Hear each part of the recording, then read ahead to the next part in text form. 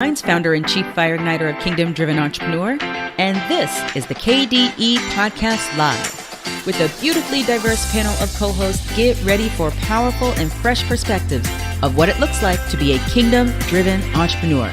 Let's go. Hello, everyone. Welcome to another episode of the KDE Podcast Live. This is episode number 450. Woohoo! Balloons, shoo, confetti, woo! I am super excited to be here with you all today. We are here with our co-hosts Phil Bynes, Brandon Galisi, and Joy Caps. And we will be having a great conversation today about the towel in hand, your heart aligned, and what it looks like to be a true servant leader. I am excited about that. But as is our norm, I want to go around and see what's been up with you all since our last conversation together. Joy. You know, every time you ask that question, I'm like, what can I share that's different? I'll tell you what I did this weekend. I did a lot, but what was really cool was I had a workshop on spirit-led communication strategy planning. And the feedback that's been coming in about the lives and businesses that are being impacted around the globe with something like that is just really exciting to see that happen. And then the other piece is that our church had a huge Christmas concert. And we held it 7 times. And so that was a lot of work, but it was a lot of fun being part of that. So, yeah. Awesome. Love it. Love it. Love it. Love it. Thank you so much, Joy. We were just having a conversation beforehand about our birthdays as being a couple of days apart. So I love that. I love it. I love it. I love it. Brandon. So I think my birthday's right in there too. I think mine might be the day before yours, Latara. So I won't share that on here, but so we all three of us might be real close. Yeah, I like that. That's a fun little fact for us today.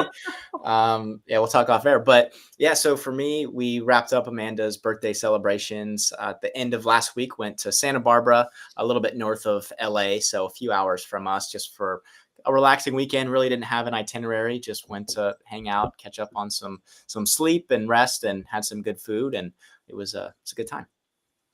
Awesome, Mr. Bynes. What's going on with me? Oh, I'll just give you what happened this morning. I'm running off of, I don't know how many hours of sleep. Maybe it was 4 hours of sleep. But I woke up at like 1:30 this morning, and I've been up ever since. My mind has been running, right? But I worked through some brainstorming stuff, and I played with a new app on my phone. I ain't gonna tell you what it is. I want to play with it some more before I ever reveal what it is, but it's pretty cool. It's something that you could buy physically, but they actually have the version on the phone. And so got a chance to play around with that and brainstorm.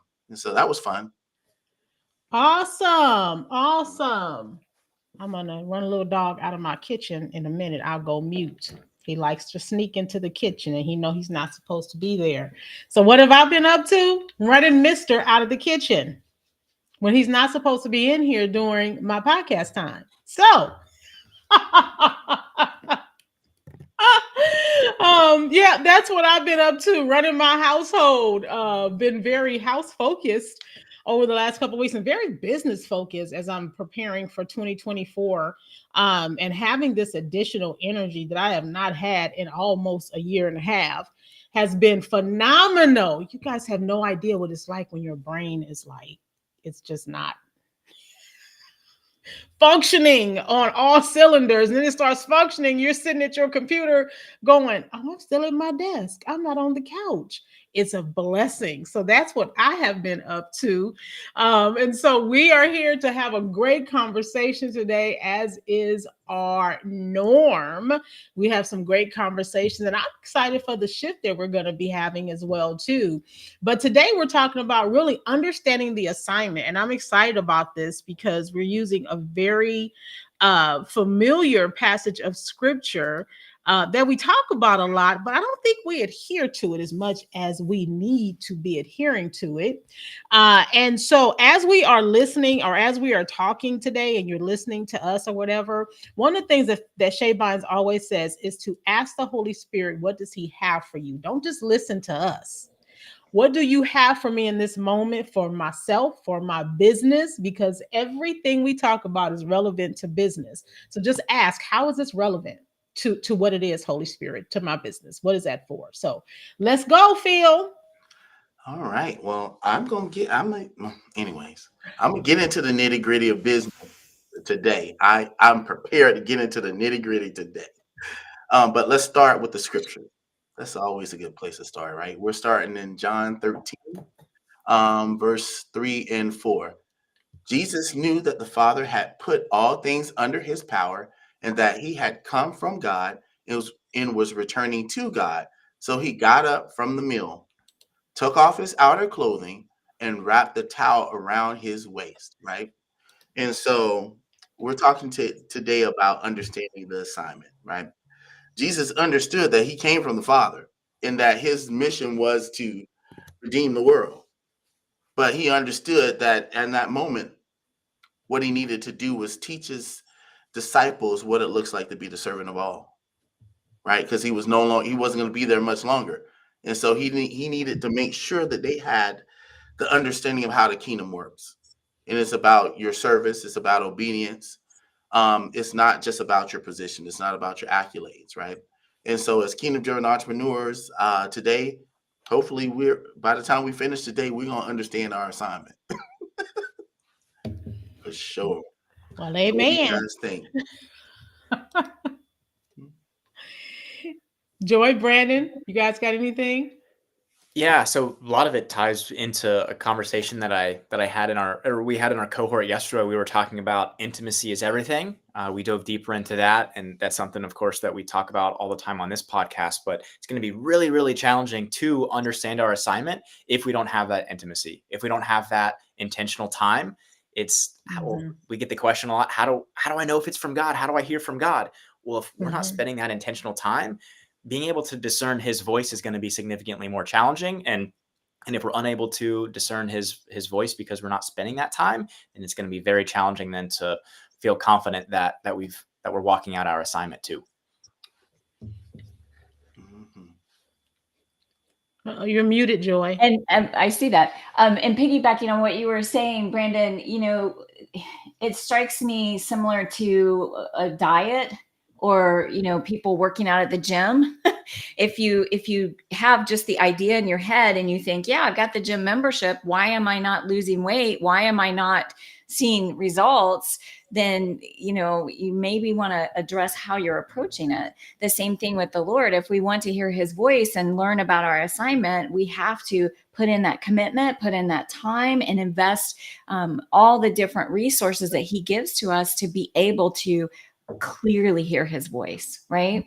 If somebody calls me on the phone, Brandon, if you called me on the phone right now, I wouldn't have to look at the caller ID. I'd know it was you, right? And the same thing with the Holy Spirit. To be able to hear his voice and clearly understand that assignment, we have to build that relationship with him.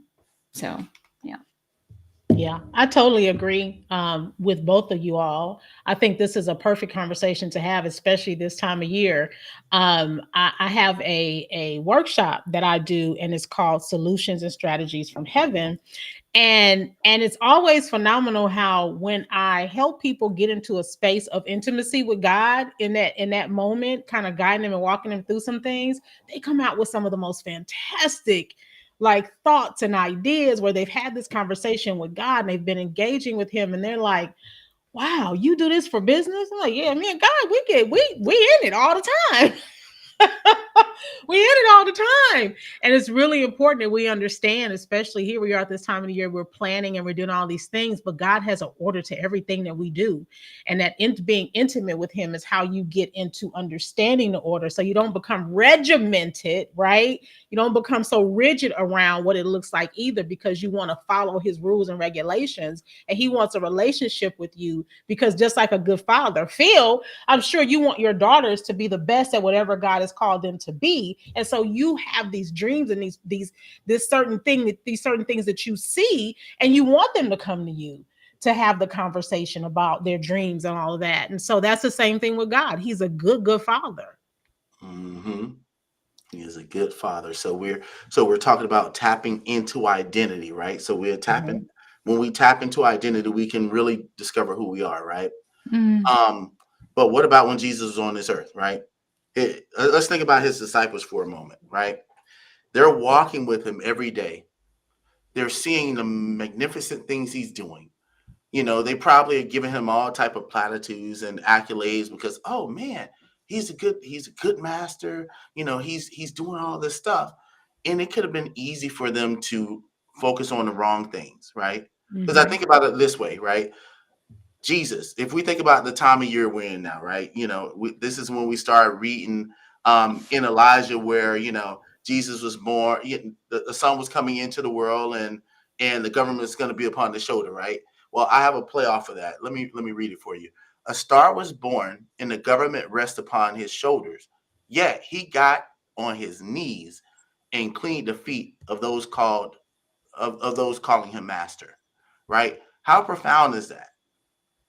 When we think about the assignment, as Jesus was getting ready to leave, right? He's thinking about, oh man, what's the final things I want to impart into my disciples? What's the final thing I want to impart into these that I'm calling to be apostles? It's like, I got to make sure they get this service thing. I know I told them before that the greatest in the kingdom is a servant of all, but let me show them what that looks like. Let me model it for them. So this star, the superstar, they're watching all this time says, okay, let me take off my clothes, my outer garment. Let me get this towel. This is the uniform of a servant, someone that would probably be considered the lowest in any given time, right? Someone that's serving someone else. He took on that posture and that position, girded himself, got on his knees and cleaned the feet of his disciples, right? And that was his parting impartation to those that were, called to walk this kingdom assignment out, right? So what does that say about us understanding the assignment? The assignment is way more than the accolades because the parting thoughts that he wanted to leave for his disciples was service. But what say you guys? Well, aren't you talking about servant leadership here? At the core of this is the best way to be a servant leader is to not put yourself first, but to put others first. Mm-hmm. Yeah. Mm-hmm. We can build on that. What do you think, Brandon? Well, yeah, and I'm that servant leadership piece. I'm thinking of it even in the context of business with the people that we're called to serve, right? That's our assignment. So if we understand our assignment, we know who specifically we're called to serve. And I think once we know that, then we can go above and beyond and make sure that we're serving our current community, current customers, and current clients. Because I know one thing that at least I've experienced in the past, and this can come up, I'm sure, for a lot of other entrepreneurs too, is we can get so focused on growth, on new business, new customers, new clients, that what happens to our service level for the people that God's already entrusted us with, those people who have already trusted us, right? So I think really having this servant leadership heart and a big focus on serving also applies to the people that are currently in our realm and already accessing our offering. Mm-hmm. Yeah, that's good. I totally agree. And as you were talking, Brandon, this is why it's so important as entrepreneurs. And one of the things that I have noticed over the years is that typically entrepreneurs, where they're like small business, maybe one couple of people, they work, in the business or whatever, they have no serving protocols like customer service, right? And putting all those things into place is really good. And it gets deeper and deeper, just like, Jesus went from the outer courts, the inner courts, the holy of holies, all of those, with his circle and how he served them. And he got deeper and deeper. But we have to start with an attitude of serving, not just an attitude of getting. Mm-hmm. Mm-hmm. Yeah, and to bring this to business context, I heard what's his name, Mark Cuban, the owner of the Dallas Mavericks, and he was sharing this story about when he first bought the Mavericks, and he had bought the team for several $1 million, right? But he didn't have an office. The first thing he did is he came in, he set up a chair, in the office where all the other salespeople were. He set up a phone, and the first thing he started doing is getting on the phone, talking to past ticket holders, just like anyone else in the sales department, right? Because what he wanted to model was, I know I bought this for a bunch of money, but I'm no different. Mhm. And I'm going to get after it, right? I'm going to show you what I expect out of you so there won't be any excuse. I feel like that's what Jesus did, right? For his disciples. Look, I don't want you to get it twisted. When I leave, I know there might be more conversations about who's the greatest. Let me show you real quick. Y'all know I'm the greatest, right? Okay. So let me show you what it looks like. Let me serve. Let me serve everyone, right? And so then that leaves a question, right? For your business, are you leaving that type of legacy, right? You leaving that type of legacy for your team members. Do you even have a team, which you should? Don't worry, we're going to talk about that one day, because you need to have a team, even if it's just, for a couple hours a month. You need somebody helping you with some things. And so that's like a key point. Am I showing up as a servant and teaching that thing? That's one of the things that I love about the team, the Color Your Soul team.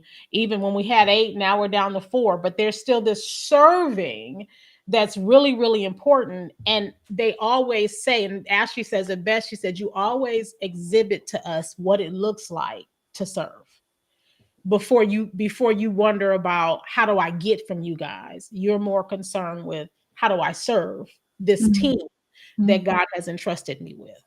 Mm.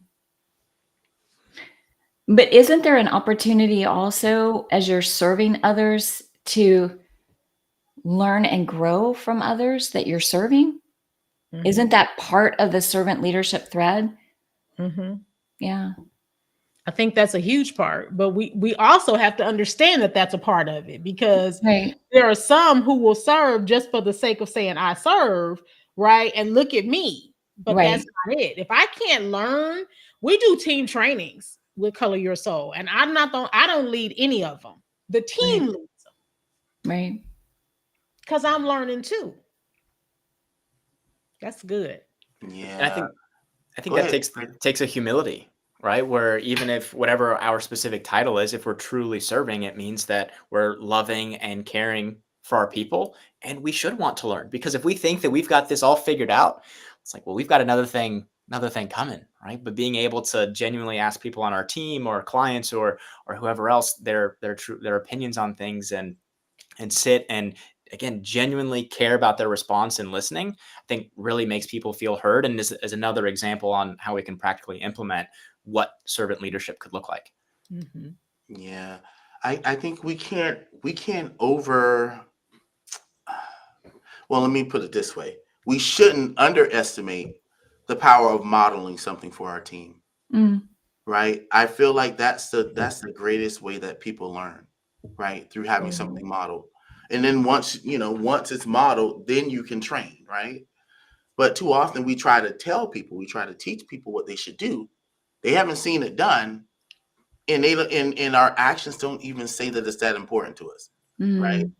If we can't model it, if it's not being shown to the people that are, if it's not shown to our staff, how do they know it's important to us? But if they see the big boss get out there and do the actual thing that they're talking about, then they say, oh, okay, this is really important. This is important to him. So Yes. much so that he's willing to get out there and clean the floor. Every morning he walks in, he finds trash on the floor, he picks it up. What does he need me for if I'm not willing to do it too? Before you know Mm. it, we'll start to see the team model the same exact thing, right? Because they might start feeling subconscious. I know I feel subconscious. If someone that's my boss is walking before me and I see them doing the mundane things every time and I walk past it, eventually oh, hold up. I better clean this up. Yeah. I wonder what he's thinking. I wonder what she's thinking. You know, I need to, I got to do a better job. Mm-hmm. Right? So I Mm-hmm. feel like that modeling piece is super important. Yeah. Yeah. Yeah. And that's That's why what serving others. it says. Exclusive media miss. I'm not sure who that is. Exclusively made, Miss, I think. Oh, thank you. Thank you. That took me a minute. I saw media and then I saw all other kind of stuff. So I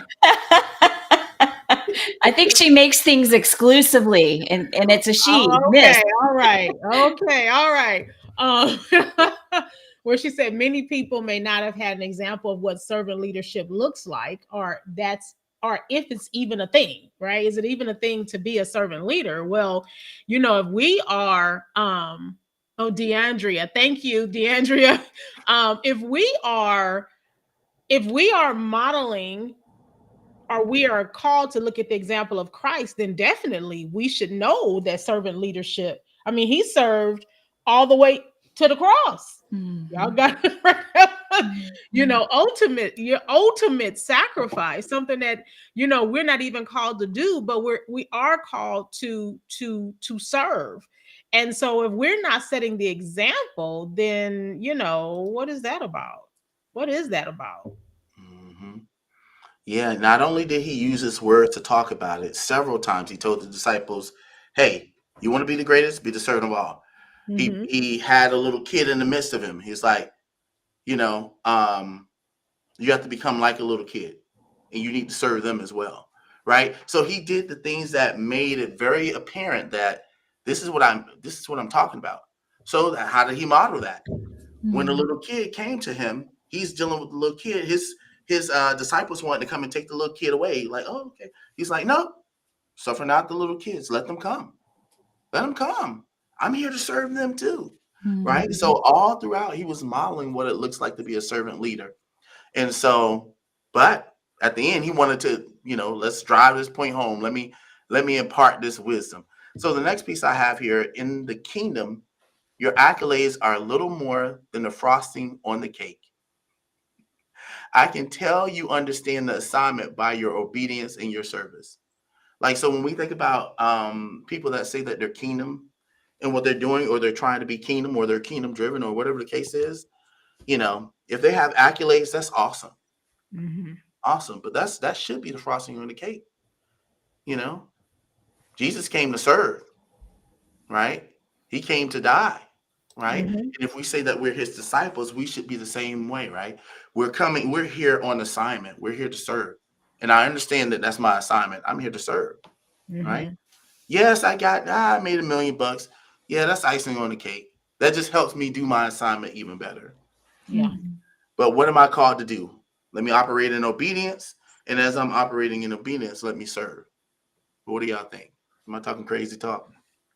I think it's the why behind why someone's sharing the accolades. Because like you said, Phil, the accolades aren't an issue, and that's great. But if that becomes the focal point, or if it's a little bit manipulative and not entirely true, oh, I'm a best-selling author, and it's like, well, you sold 5 books at midnight in one obscure category on Amazon. It's like, I don't know if that really counts, right? So what's the point of sharing the accolades, right? Is it, hey, this is, it's an honor to be recognized by this organization, and if you're sharing that and being genuine with it, maybe to bring more people into your circle so that you can, God is expanding and growing your influence, that's a much different conversation than, again, we'll just pick on that one example I used earlier, saying a best-selling author when that might not be the full truth. Ooh, that was a step on the toes. Anybody? Not mine. Definitely not mine.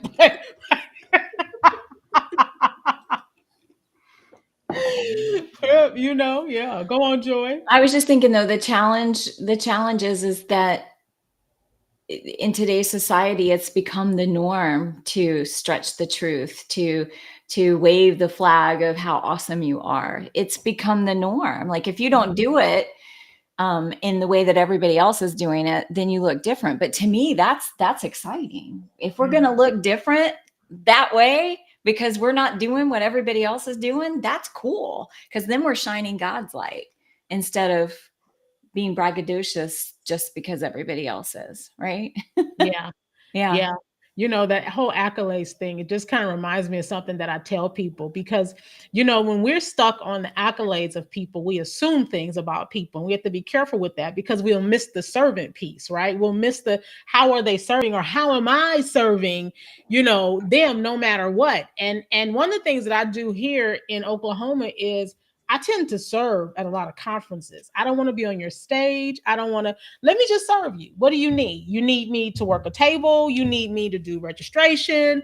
You know, you want me to, hey, look, I'm mean in the kitchen. You want me in the kitchen? What you need? Now, I ain't going to cook a whole lot of food for people. I don't like cooking a whole lot for a whole lot of people. So, but I'll help cut some onions or something like that. I'll help you out. What do you need? And people will look and they'll go, well, isn't that Latara? Well, yeah, so what? You know, I watch your lives and I've got your books and okay.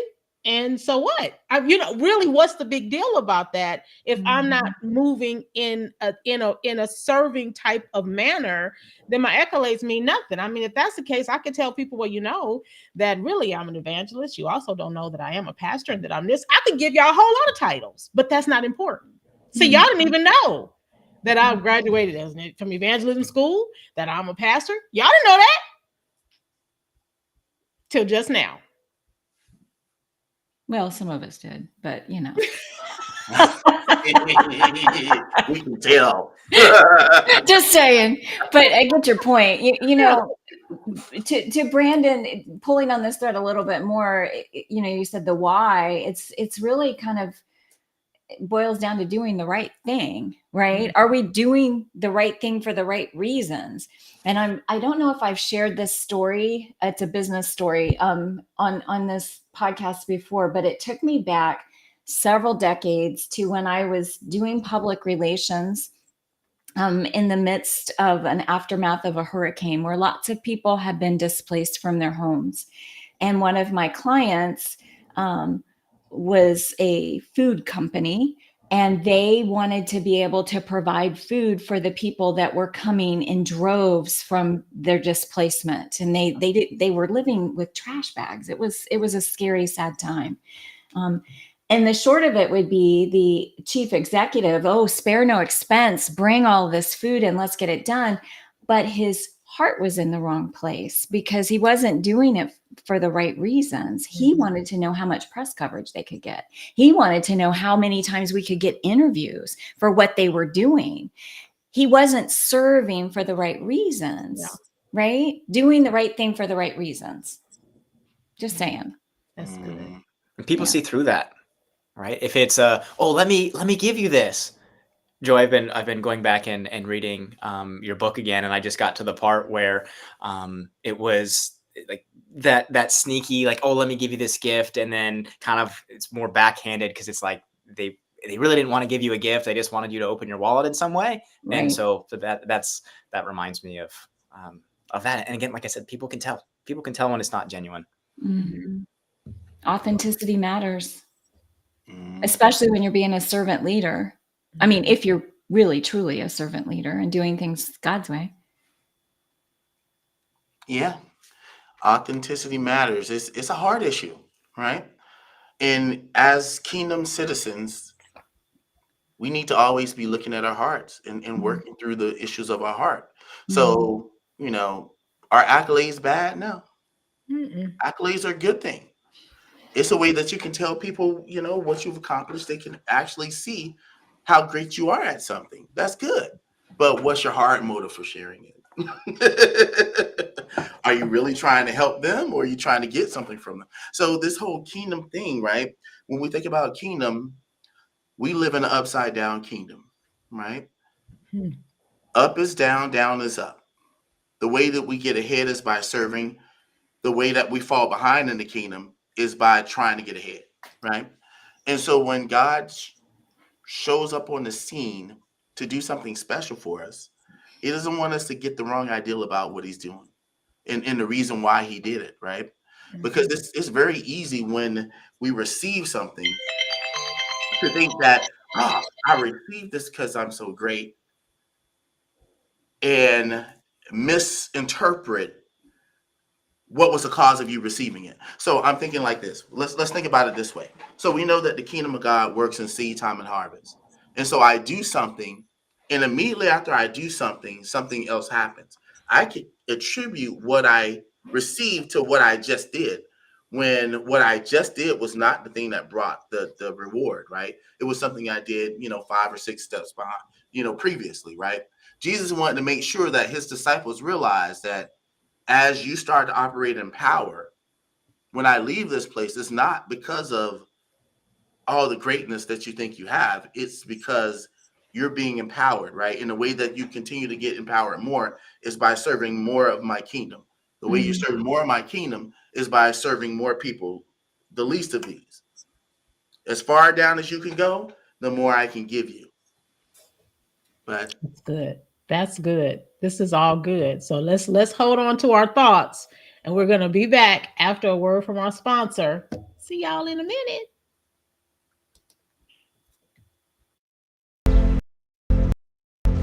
Maybe you're sensing the Lord telling you to do something business. Maybe you feel isolated as the owner and decision maker. Maybe you sense it's time to stop doing business for God and start doing business with God. How many can relate to that? The Kingdom at Work Leadership Workshop is the next step in your journey. Join with other kingdom-minded business owners for a 3-day workshop in Lubbock, Texas. God's absolutely talking to you. It has been exactly what our team was looking for. It's always good to just recalibrate what our mission is with our work. The Lord orchestrated this so you would hear this. The question at this point is, will you step into it? This workshop is intended to help you, Kingdom Leader, take actionable steps towards seeing God's kingdom come powerfully in your business as it is in heaven. I want you alongside me, Lord. What would you have me do? Sign up today for our next workshop. Visit kingdomatwork.com. What is the next step for you? All right, we are back, and we are having a whole conversation around servant leadership. What does that look like in your business? All right. well, I had just left off saying something, so I want to give space for you guys to go ahead and chime into what I. Can you give us a good running start again, Phil? Because we were so focused on that Kingdom at Work commercial. You know what? Actually, let's go with the Kingdom at Work thing. Okay, let's do it. So Kingdom at Work, awesome servant leaders, right? They came in and they saw the work that we were doing as Kingdom Driven Entrepreneur, and they decided to serve us. Not only did they fly different people out on our from our team, as well as other people that were connected to the movement. They flew them out to do this mini film for us, right? Just talking about what it looks like to be fire starter, or kingdom driven in your approach. And so they did this whole video. They paid for everything. They spared no expense. When we were all together, they took us out to eat, right? Didn't just take us to McDonald's. They found a nice, expensive restaurant, took us there, fed everybody, right? They served so tremendously.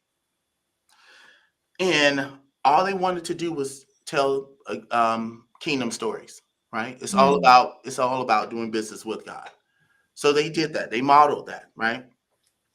What did they get for that? Did they go around telling people, oh, well, we did all this for Kingdom Driven Entrepreneur, right? No, it was a heart posture. They did it to serve the King, the King of Kings. They did it from the right heart posture. When we're talking about our accolades, even when we're doing great things, what's the heart posture? Are we doing it because we're representing the King of Kings and the Lord of Lords? Or are we doing it for, like what Joy mentioned before, like, so I can get my press real here, so everybody can know all the great work that I do, right? It's really a matter of, why are we showing up for the King? If we're showing up for ourselves, then we're not really doing kingdom work, right? But if we're showing up to serve the kingdom, to serve the King of the kingdom, and to advance his kingdom forward, that means that we're serving people in increasing measures. We're serving not just the people that are due honor, but those that no one sees. Right? Are we serving in a way that makes us look great? Or are we willing to serve in a way where we're cleaning things that no one else sees? We think about what Jesus did for the disciples. He cleaned their feet. Nobody could see their feet was dirty. Mm-hmm. Only they knew their feet was dirty. But it meant something, right? So what are we doing for the king? What are we doing for the kingdom? Are we doing it because it means something? Does it resonate from a place in our heart? Or are we doing it for what we can get out of it? That's good. I thought about something that DeAndrea shared earlier. How many people honestly know? Here it is right here. Maybe we have to go back to revisit the why behind, why we're in business. How many people honestly know that they're in business to serve, not just to make money and be successful? And the thing with the majority of us as entrepreneurs, we didn't start business with the thought of, I'm going to serve the Lord first and serve the people. Mm-hmm. We didn't start big. We may have wanted to help people, but we had this bottom line objective of making money. And yes, listen, don't email me. Don't go talk about me. I did not say that you don't make money in business. As a matter of fact, I tell a lot of coaches, you either have a business or a ministry. If it's a ministry, you're not a coach. You're doing something different. If you're a coach, you're building business and you're going to make some money. That's one of your objectives. But catch what I said, one of the objectives. Because if I'm not going into starting my business, and I learned this over time, if I'm not going and starting my business with the Father's heart in mind, and can I say that a part of his heart for you being in business is making money, but you have to hear his heart for how he wants you to serve and transform the people that you say you want to help. So they don't become dollar signs. Right? Because that's the danger. People become dollar signs and we forget to serve. And so we're out of alignment with the kingdom.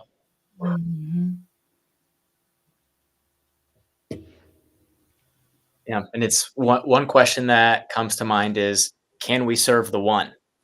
Because oftentimes as entrepreneurs, it's, well, how many people can we serve, or how many people can I reach with this social media post? But then we have to question that motive. DeAndre asked this one too. Why are we showing up? Well, if we're just showing up on social media only so that we can gain sales and gain influence on our own, well, that's a selfish motive versus, hey, because that's one reframe that really helps me, because if anyone's posted on social media before, sometimes you feel like you spend a good amount of time on a post and it's just an awesome post, and then crickets, and then you spend no time, and then something else gets a bunch of likes. So one thing that I try to do, and easier said than done, but take a step back and be like, if just one person, that's right, on this, it's worth it. That's right. Amen. You know what I think is interesting is earlier today in our devotion, Robert and I were reading Psalm 131. If you haven't read it, take some time to do it. It's only 3 verses, but at the heart of that psalm, it focuses on godly ambition versus selfish ambition. And it actually prompted me to write, Brandon, a whole social post on it. It's out there. I don't know if anybody's going to read it because it goes contrary to what the world does today. But the thing of it is if ambition on what we're doing in the marketplace centers on what we can get from somebody or from a situation, then we're focused on the wrong thing, because it's focused on our needs, our wants, our desires, not what God has called us to do. I took it a step further and I kind of dug down and looked at Philippians 2 verses 3-5. If you get a chance to look that up, it really defines the difference between selfish ambition and godly ambition. And at the end of the day, if we put our focus on God first and others with that humility that you brought up earlier, I think we're in a better position to be the servant leaders that we're talking about here. Yeah, that's good. And when you think about, you talked about, our needs, our wants, our desires. If we do the part of showing up with the Father's heart and being a transformation agent, even in your business, right? I'm here to bring transformation to people and think with the heart of a servant. Doesn't the Bible say, delight yourself in the Lord and he will give you the desires of your heart? And doesn't it also say, seek first the kingdom of God and its righteousness? Right. And all these things will be added unto you. Right. So if we capture that even in our businesses, then we know we're taken care of. We're good, right? Because that is the Father's heart is to take care of you. He wants to provide for you, right? But there's this, you gonna serve so that I give you more than your basic needs. I mean, because he's basically gonna care for us, right? That's what the Bible says, right? He's gonna do that, but he wants to give us more than just our basic needs. He wants to give us more than just the air we breathe, right? And the heart that beats. There's so much more he wants to provide for us. And if we tap into this, the power of servant leadership, if I could tell you guys the power of servant leadership in my life this year, just being sick and then losing my sister and all these different things that happened, and I watched God like take care of me in some ways that I was just like, God, I don't know how we're gonna do this year. You know how sick I've been. You see my bank account. What we get ready to do? And he's like, watch this. And then watch this. And it may not have been monetary necessarily, but I still got a house. I still got a roof over my head. And it was literally days, months. I could not work because I couldn't function. I'd be in here with y'all on Wednesday going, okay, Lord, look, we got to keep my brain straight. Like for real. But I watched him take care of me. Why? Because that's a basic thing. That's God. But also my servant, we talked about sowing seeds. I have served and sown. And this year God has been like, woof, watch this, girl. I got you. And he had me, and he still do. Yeah, it's so good. I think what we need to understand when we're thinking about understanding the assignment is that, what is the assignment? He's trying to teach us how to be his children, right? He's trying to teach us how to be his children because he wants to give us an inheritance. The inheritance is reserved for the obedient, the sheep, and destruction is reserved for the disobedient, the goats, right? The stubborn, the ones whose heart's not willing to go in the direction that he's trying to pull us, right? And so I want to read something that I think kind of displays this, and then we'll go a little bit deeper with what we were already talking about. So it's found in Matthew 25, and we're going to start at the 31st verse, and we'll probably go down to about 41, 42. When the Son of Man comes in his glory and all the angels with him, he will sit on a glorious throne. All the nations will be gathered before him, and he will separate the people from one from another, as a shepherd separates the sheep from the goats. He will put the sheep on his right and the goats on his left. Then the king will say to those on his right, Come, you who are blessed by my Father, take your inheritance. See, there's the inheritance piece. The kingdom prepared for you since the creation of the world. For I was hungry and you gave me something. I was hungry and you found a way to serve me, right? You gave me something to eat. I was thirsty and you gave me something to drink. I was a stranger and you invited me in. I needed clothes and you clothed me. I was sick and you looked after me. I was in prison and you came to visit me. Then the righteous will answer him, Lord, when did you see me? Lord, when did we see you hungry and feed you, or thirsty and gave you something to drink? When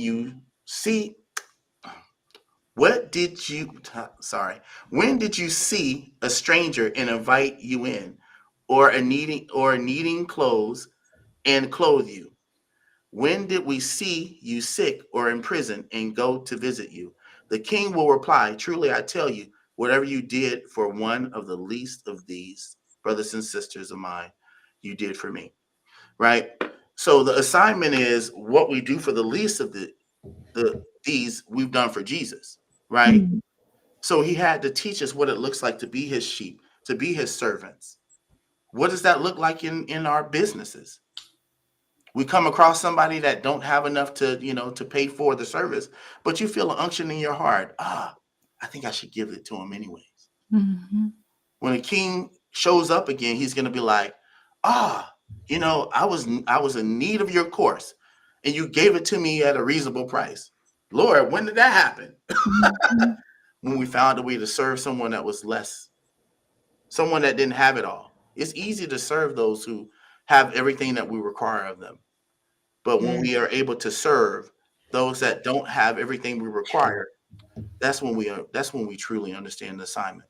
Like, we have an assignment. God called us to something. We're doing something that he's called us to. Mhm. But on top of that, are we willing to hear what he has to say when he wants us to do something that's a little bit different from what he's already laid out? Mhm. Can we serve people in that way? Can Mhm. we gird ourselves with the towel and wash people's feet? Hmm. Hmm. Can we? Right? Can we? I mean, would we really be willing to? I thank God for my mother, because one of the things that my mom taught us is to never look down on people. And I think that's why I have such a servant's heart, is watching her and her example. And I mean, my mother, she just had this servant's heart. I had a friend who lived with us. She was pregnant, a young teenager mom. Our mom kicked her out the house. My mom said, well, that's not right. Let her come stay with us. And she was stealing from my mom, taking my mom's money. And my mother didn't kick her out. And I was like, well, why is she still here? I don't even know if I want her to be my friend. And she was like, you don't stop being somebody's friend because they do something wrong. She needed us. And I remember all the way up until, and my good, she died a few years back. She would always say, I'm gonna take your mom to her favorite place to go that she wants to visit, because she served me in a time when I wasn't necessarily kind or nice, but she didn't put me out. And she didn't do to me what my mom did. And I think I carry that with me in everything that I do. One of the strange things, people might think is strange, but I'll hug a homeless person in a minute. Right? Would you do that? Not everybody would do that. But sometimes that's necessary, that's needed. Not to say every homeless person, because everybody got it. We all, even people that ain't homeless, is strange, right? Mhm. But I'm having a conversation with somebody, and I might shake their hand or give them a hug, and I don't turn somebody off because they're homeless. If their conversation ain't crazy, let's have the conversation. Let's talk. And I think even in business, when someone comes to me and they don't necessarily have the funds to pay me, one of the things I might go is, okay, well, what's your budget? Let's see if I can assist you. Mhm. What does that look like? But I think we miss that. This conversation is bringing so many stories to mind. One that we've talked about before is demonstrated to us by Phil and Shay and the work that you guys have been doing in South Africa. And at least from my perspective, when I watch you serve people willingly that need what you guys are offering, but they can't afford it because of the exchange rate. And so you were creative in finding a way to be able to raise the funds to be able to meet their needs. And I just think that's such a blessing. Another story that comes to mind is when we lived in Charleston, there was a young girl who has gone on to do some great things. Her name is Shannon Sanders Bess, and she's a phenomenal singer and is performing everywhere. But one of the things she wanted to do for her 21st birthday was she wanted to have a party. But this was not like any other 21-year-old's party I've ever seen. She invited everybody that had been in the praise teams with her at church and people she knew. And she had us meet in her apartment building great room. And we put together bag lunches for the homeless. And we all went out to the homeless. It was like a camp where they were living under a bridge. And it was a rainy day. And for her birthday, we went and we gave out these meals and these packages of toiletries and stuff like that. Talk about a servant's heart. I don't know any other 21-year-old that would do something like that. But to me, that's demonstrating that very thing, doing for others when they can't do for you. Yeah. Mm-hmm. That is a servant's heart. That's so awesome. Yeah. Mm-hmm.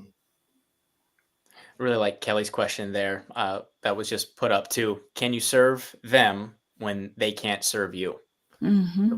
A story that comes to mind whenever I was back in West Virginia at the larger financial services firm. I worked with some people knowing that based on the fee model that was available to me at the time, weren't really going to be able to pay me essentially. But I still helped them figure out what their next steps were, and kind of sent them on their way from from there. And then out of the blue, several years later, after I had moved across the country, left that firm, I got an email, hey, we're ready to work with you now. This is all lined up. What do we do to get started? And at the time, it wasn't, hey, I'm going to serve them so that hopefully in 2 years and 3 months that they reach back out. But no, I served them when the fee structure didn't make sense at that time. And, in this example, then monetarily, things came back. That's so good. Yeah. My brain, it just transitioned as I was reading something, and I was thinking about how, up until now, we're talking about just serving, right? Serving people while we're on our mission, right? Or while we're in our business. But this last piece that I feel is like the piece to let us know if we're really maturing in this thing of being kingdom in our approach, or let's just say kingdom driven, right? So how do you know that you're kingdom driven versus being mission driven, right? And I have here, the deciding factor may be how you complement those that labor in the fields adjacent to your own, right? So it's one thing to learn how to be a servant leader and do it in your own business, right? You become the model, but that's not the end all be all, right? There's even more growth. We have more matriculating to do through the grades, right? That might be high school, college level, but can we get to the master's program, right?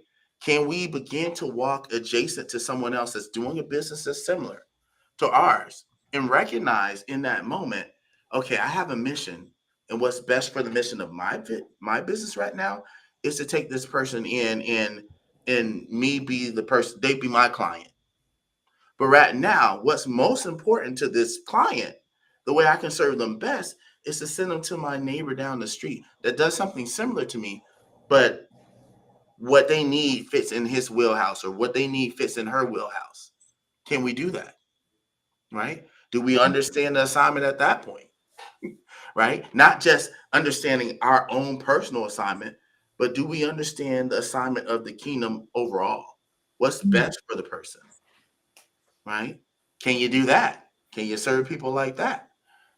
I mean, we say that we want to be kingdom driven, but are you really kingdom driven, or are you mission driven? Ooh, Are you really driven by seeing the advancement of the kingdom of God, or are you really driven by your finances? Seeing the advancement of your checkbook. Yes. There's levels to this thing. I Yeah. think most people that's connected to our movement, they're probably not at the level where it's just about seeing the advancement of their checkbook, right? I think most people, if they've been around for any length of time, they're not there, right? But can you move on to another level? Don't smell yourself and be like, I smell good. I'm not like the person down the street. I know how to serve my folk. Oh, really? Oh, that's funny. Or do you know how to serve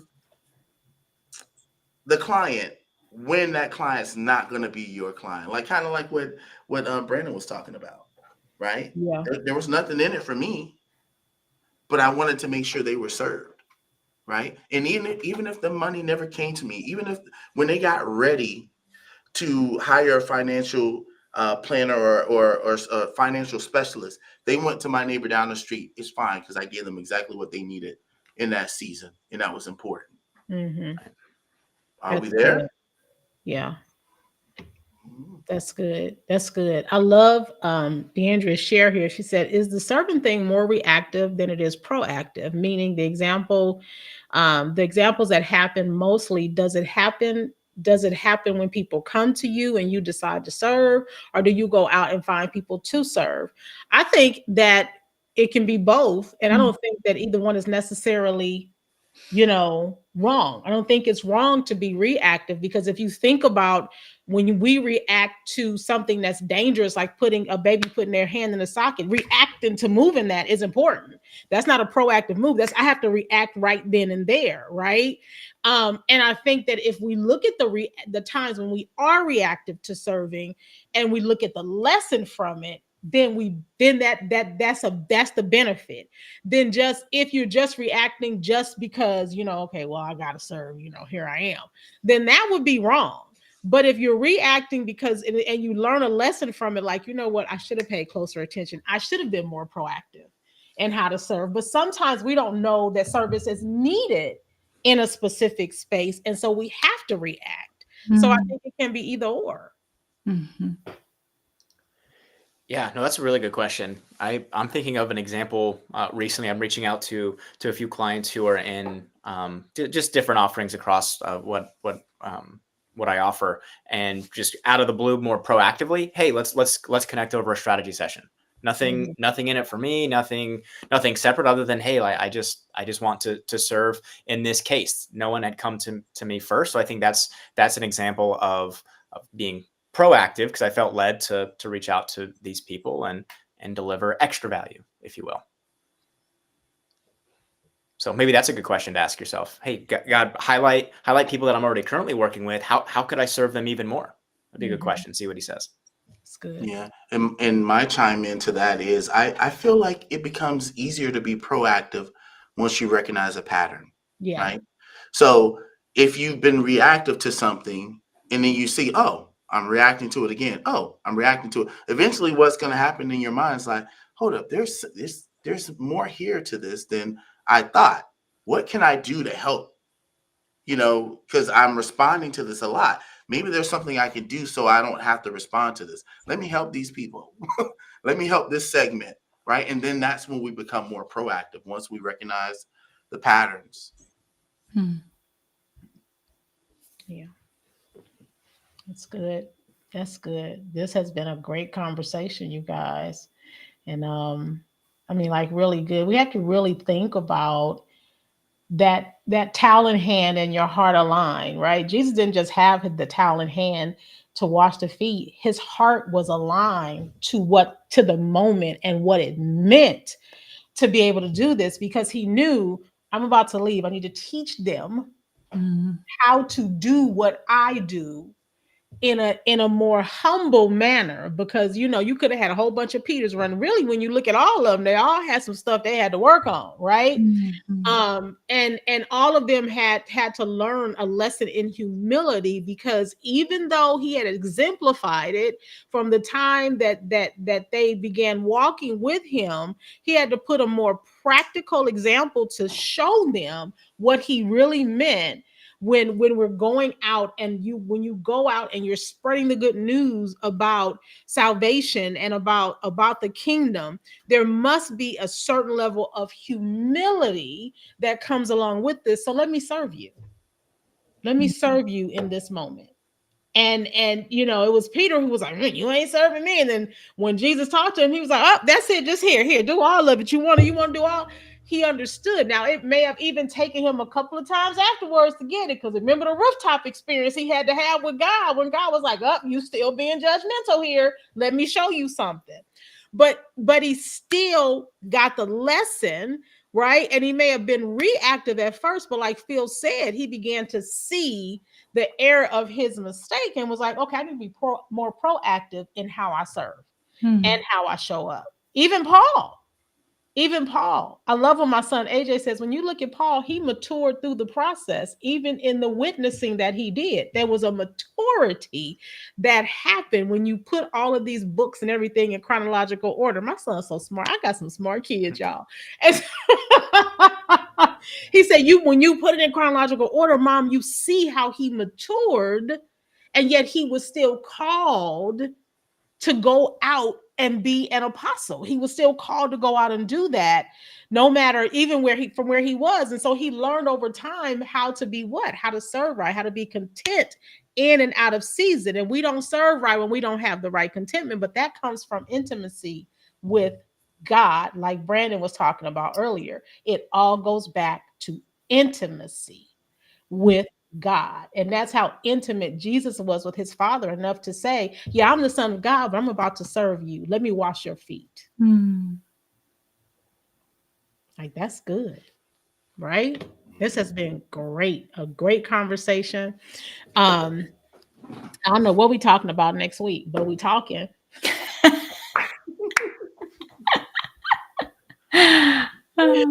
We talking, and we want to thank you guys so much for joining us this week. This has been a great conversation about really understanding the assignment, and my hope, and I'm quite sure you all's hope too, is that you really go and take this conversation and write down the lessons that you learned from it. Like, what did I learn today, and how can I become more of a servant in my business than someone who is more concerned about being mission driven, as Phil said. How can I be more kingdom driven in how I show up in business? So we want to thank you guys so much for joining us this week. This was such a great conversation. We'll see you all next week. Everybody be blessed.